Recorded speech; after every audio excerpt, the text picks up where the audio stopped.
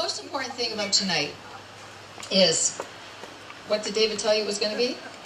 Shavuot. Who knows what Shavuot is? It is the giving of the Ten Commandments. This is the night that the Jewish people received the Ten Commandments, the core Jewish values of our people. And it is also the basis of Western civilization. Without these Ten Commandments, these core values, life would look very different. Israel was born May 14th, 1948, and you, David, my love, were born 4 days later. Tonight we celebrate Shavuot, the state of Israel, and you, David, my love. 70 years of accomplishment, 3 marvelous milestones. For weeks I told you I've been writing the speech. I'll delete that whole paragraph. Funny, I'm actually usually comfortable speaking, even off the cuff, but this killed me, David. I wanted to do you justice so badly. I just couldn't seem to cram you into a shoe. It's been an overwhelming task for me to try to do that. 50 years, almost 50 years, really. This is not our 50th anniversary, guys. Get ready for the 50th. But 50 years with you, 70 years of accomplishment, 5 minutes to give this speech on a hot night at a summer party. Linda, you're killing me on those high heels. Even you, master speech giver, author of Speechless Never Again, author of your very soon-to-be-released second book, The Soul of Wit and Wisdom, you, the most diligent, persevering, relentless, determined human being I've ever known, possibly everyone in this room has ever known. Even you would have trouble with this challenge. Years ago, when my father, Zadie Mendel, of blessed memory, was asked a question about his life, he would say, "Ask David. He knows more about my life than me." That's kind of how I feel, too. Well, the truth is that everyone here tonight, Dave, is here because they have their own personal experience of you. They really don't need me to tell them anything, really. They're here to honor you because they know you. Everyone is here tonight because they know you and love you. And as for me, well, here it goes. David, my love, you are so handsome. And I've loved you since I was 17. I especially love your thick silver hair, even though I know you always wanted blow-in-the-wind surfer hair. You are fascinated by the world, and you love thinking. You are clever and witty. You have tremendous drive. You are so determined. You are sensitive. You are logical. You're reasonably reasonable. And you are totally goal-oriented. Nothing better stand in the way of you reaching your goal, even Starbucks. And you enjoy taking charge. But really, I fell in love with you for another huge reason. Basically, you really can't take credit for any of what I just mentioned. Your physical characteristics, your character, even your temperament, your IQ, your talents have all been God-given. So what can you really take credit for? The answer is you can only take credit for the choices that you've made with the character, temperament, and talents that have been assigned to you. And those are what really define you, David Feinstein. I just completed a wonderful course on the Ten Commandments with Dana, Suri, and Sherry, to mention a few. We learned that the Ten Commandments are both an anchor and a compass.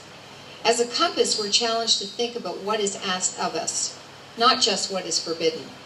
Since the Shavuot, the giving of the commandments, I'd like to use you, David, as our case study to answer the question, what choices have you, David Feinstein, made with what was assigned to you? The first commandment is, I am your God who took you out of Egypt and out of bondage. All of us know, David, you are a man of integrity. You do the right thing, and that is a God thing. You know you do the right thing, not the easy thing. You've lived according to these Ten Commandments. You've lived according to the foundational laws, the Torah, the laws of Moses and of Israel. Thank you. Hold it quickly. Even when no one was watching. You were loyal in all your relationships, to your God first, to your parents, to your wife, to your kids, to their spouses, their families, to their grandchildren, to all our relatives, friends, your patients, and your employees. You are so loyal that you're even loyal to your old cars that you insist on keeping until repairs become absurd. Everyone knows you're completely reliable. We can count on you. Everyone is grateful for the times they've called you in the middle of the night because they needed help, and it was your pleasure to help. Or you took their phone call while you were giving a lecture because they mattered more.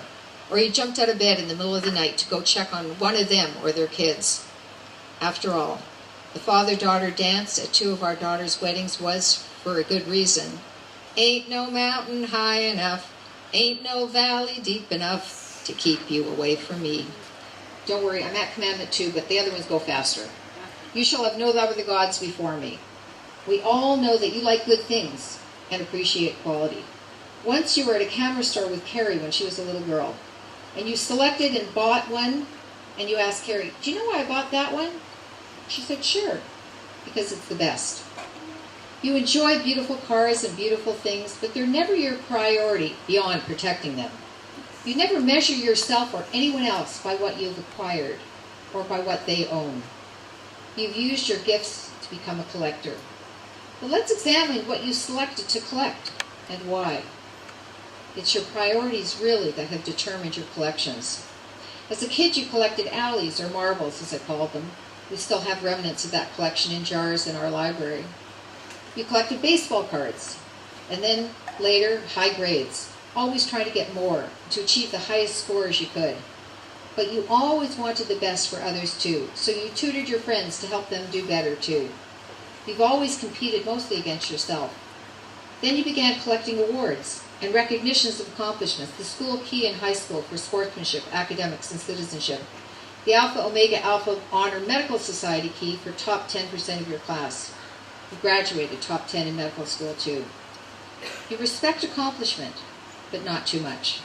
Your accomplishments only matter if they've helped and honored others. As a physician, you collected data on patients so you could help their health.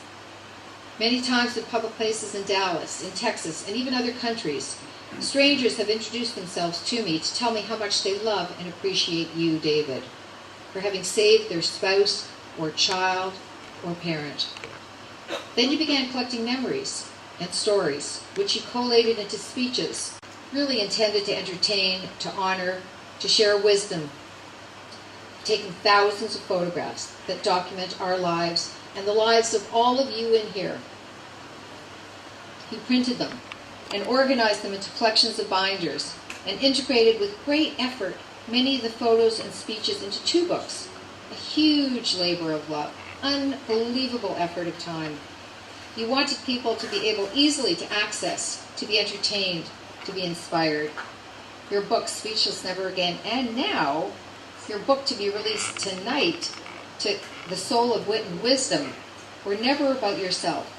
Rather, you honored me, our parents, our kids, their spouses, our in-law families, our nuclear family members, our grandchildren, our nieces, nephews, friends, even office staff. Please be sure not to leave tonight without his loot bag tonight. It's a copy of his new book that's just been released.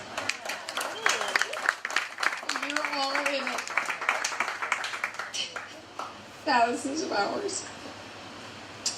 We've been collecting travel adventures around the world with the photo books to document them.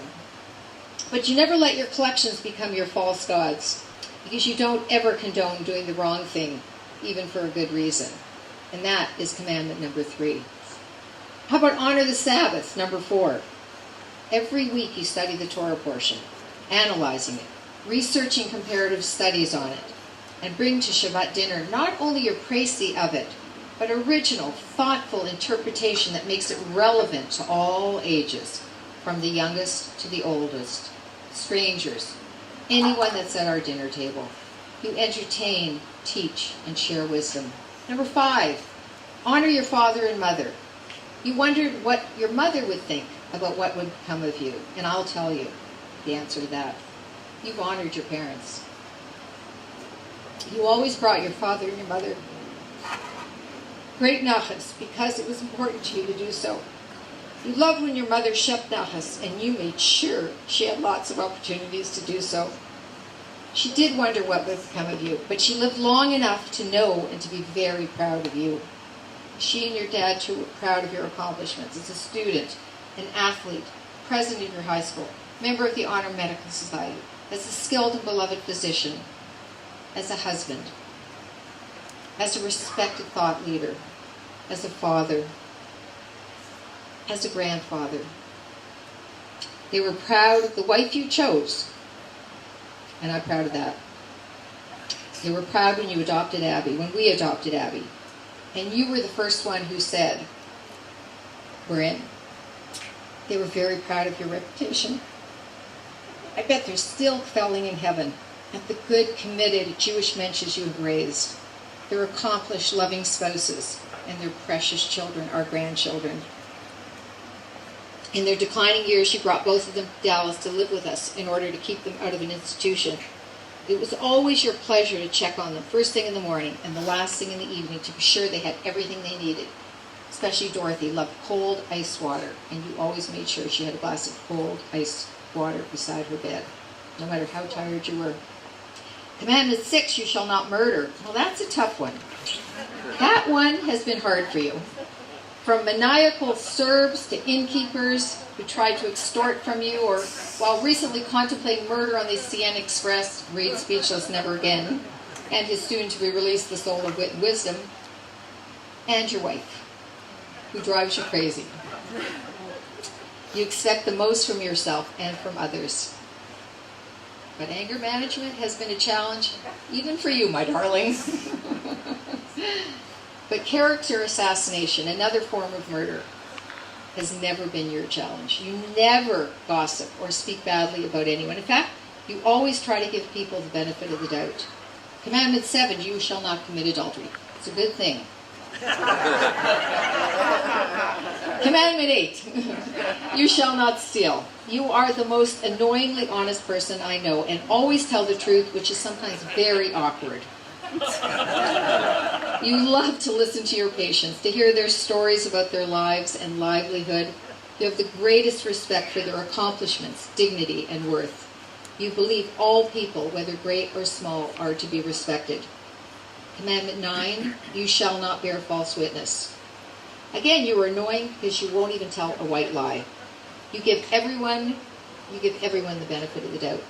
And you're the least litigious person I know. Number 10, you shall not. Grandchildren, number 10, give me back my money. What? Covet. All right. You shall not covet. We know you never envy anyone and are happy with what you've earned honestly. That alone makes you a rich man. Everyone loves to share their good news with you about their latest purchase, their best car, because they know you'll really be happy for them. Share their pleasure and act as quality control. David, my love, you have lived 70 years of accomplishment. You've earned the admiration and respect of so many. May you continue to be a good role model. May you go from strength to strength. May you enjoy continuing good health, good memories, good children and grandchildren. May we continue to enjoy grand adventures. May you grow in wisdom and nachas. Thank you, Hashem, for taking us out of bondage, for giving us your law. May Israel continue to be strong and to be a light unto the nations. Thank you, David, for so truly living those principles, modeling them for us all. You are the man I fall asleep with every night and wake up the next morning more in love again. We have all been enriched by your choices.